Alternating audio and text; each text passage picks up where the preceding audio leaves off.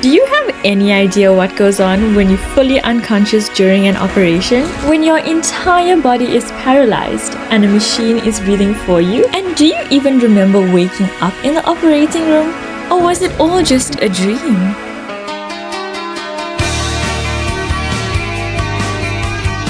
Hello everybody, welcome back to my channel. If you're new here, my name is Amrisha and we are in the last block of Tokoyo. Can you guys believe it? Oh my god, we are in the middle of trauma right now. If you have not watched my first 2 weeks of trauma, I will link the video here. Do go watch it because we are moving on to anesthesiology. It was our first day. We were in theatre. Honestly, my favorite place in the hospital is the operating theatre. So you can imagine how happy I was today. In the hospital that I am at, about 6 or 7 theatres running for the whole day. Go in pairs and we observe the anesthesiologist before they start the operation and learn how to use that big machine. Today we attended the gynae theatre. We saw a staging laparotomy being done, as well as a total abdominal hysterectomy. There's different types of anesthesia that you can give the patient based on the type of operation that's being done. So if you need the patient to be fully asleep and unaware of what's happening, you give general anesthesia. Not then you can give regional anesthetic as an epidural when you're doing a C-section. Basically all the skills that we were learning last week, we are actually starting to do it on the patients now. If you want to learn how to sedate someone, keep on watching.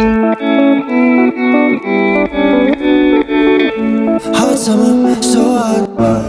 The epiglottis, sitting above the vocal cords. To July. Hot summer, so After fetching our very stylish disposable scrubs, we waddled our way to the coolest and cleanest place you could be in a hospital.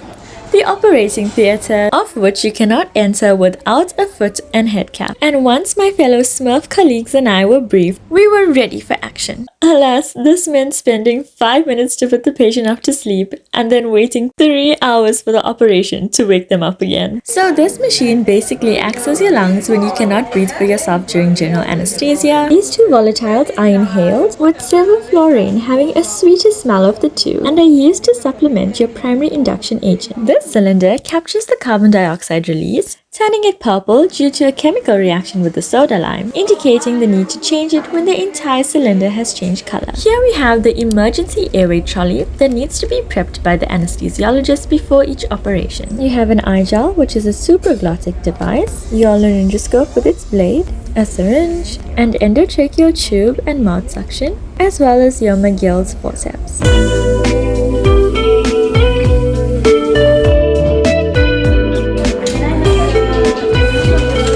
Today, Nika and I are in the general surgery theatre. First patient is a fibroadenoma excision. We're stirring up the emergency drugs. Renal aspirin is one of them. If it all goes well, might have a chance of doing the intubation, but let's hope. Today was actually quite exciting. I ended up doing the LMAs. There's only one patient who came for the fibroadenoma and then they were done for the day. I had a tutorial on spinal anesthesia and C-section. I wanted to get my portfolio, so we joined the gynae theatre, which was so exciting. I ended up inserting the LMA on the last patient that came in. So in theatres here they use the eye gel, which looks like this. Yesterday we were in the obs theatre. We saw so many babies being born. The weather is changing drastically, so let's go home.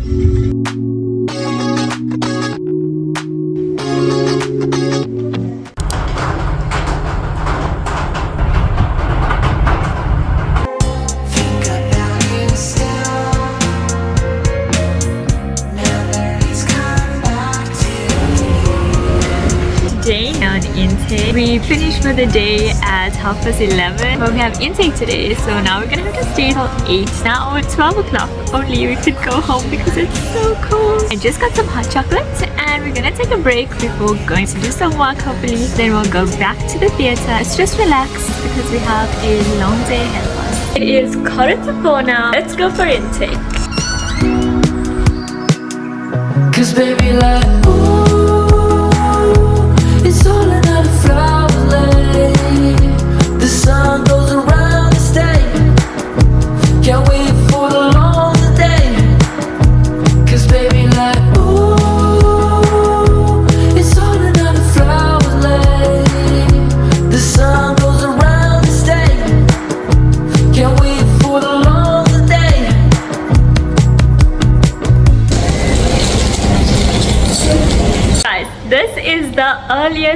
ever left for intake.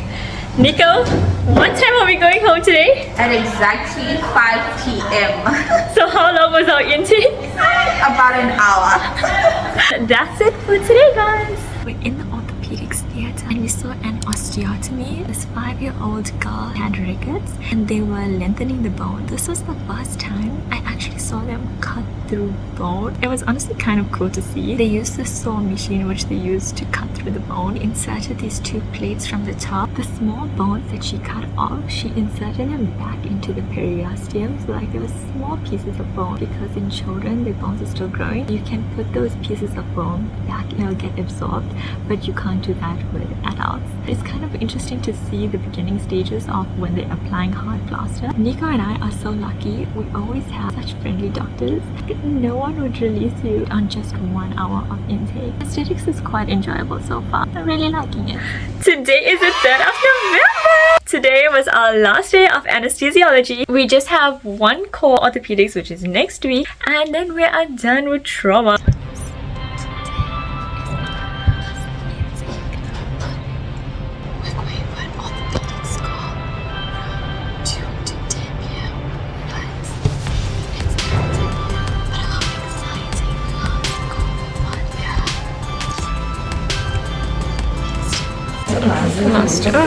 This is the pop room. 2 beds outside of the one bed. And then you have to put this. So yes guys, we have come to the last block of the year. I really enjoyed this rotation. If you have not yet subscribed, what are you doing? Oh, and subscribe right now. And just like that, 4th year is over. See y'all in 5th year.